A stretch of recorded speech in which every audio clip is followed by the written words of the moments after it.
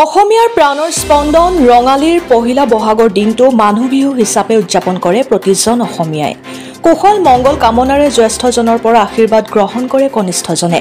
চেনেহৰ বিহুৱানেৰে সম্ভাষণ জনায় এজনে আনজনক। অসমীয়াৰ স্বাভিমানৰ প্ৰতীক গামোচাৰ আদৰ বাঢ়ে বিহুৰ বতৰত। বিহুৰ বতৰত উত্তৰ গুৱাহাটীত আদৰ বাঢ়িছে থলুৱা শিপিনীয়ে উৎপাদন কৰা গামোচাৰ সমাদৰ। বিহুৰ সময়তো দিনে নিশাই তাঁতশালত গামোচাত ফুল তোলাত ব্যস্ত এজাক শিপিনী। গামোচাত শিপিনীয়ে বৈছে শৰাই, জাপি, ঢোল, পেঁপাকে ধৰি বিভিন্ন আকাৰৰ ফুল।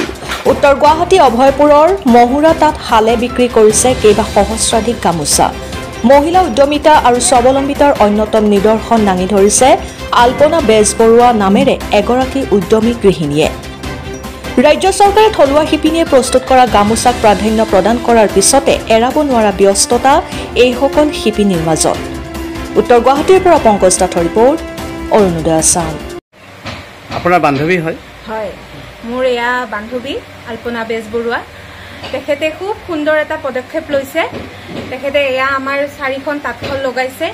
এয়া তাঁতশালত তেখেতে প্ৰথমে গামোচা লগাইছিলে, 2000 গামোচা লগাইছে আৰু ইতিমধ্যে 1500 গামোচা তেখেতে বিক্ৰী কৰিছে আৰু তাঁতশালত আছে আৰু 300 গামোচা আৰু বোৱা হৈছে 200 গামোচা। আপোনালোকে আমাৰ যিখিনি ইয়াৰে স্থানীয় বাসিন্দা খুব বহুতেই লৈ গৈছে। আপোনালোকে ইয়াৰ পৰা ল'ব পাৰিব গামোচা, সকলো আহিব আৰু ইয়াৰে প্ৰতিষ্ঠানটোৰ নামটো হৈছে মহুৰা তাঁতশাল। কিয় প্ৰত্যাহ্বান পাইছে নেকি গামোচাৰ? হয়, বহুত যথেষ্ট। তাৰমানে আগতে আমিয়ে গৈছিলোঁ দোকানলৈ, যিটো আমাৰ পাৱাৰলুম বাহিৰৰ যিটো গামোচা আমি নাপাই পেলাই আমি সেইটোকে ল'ব লগা হৈছিলে।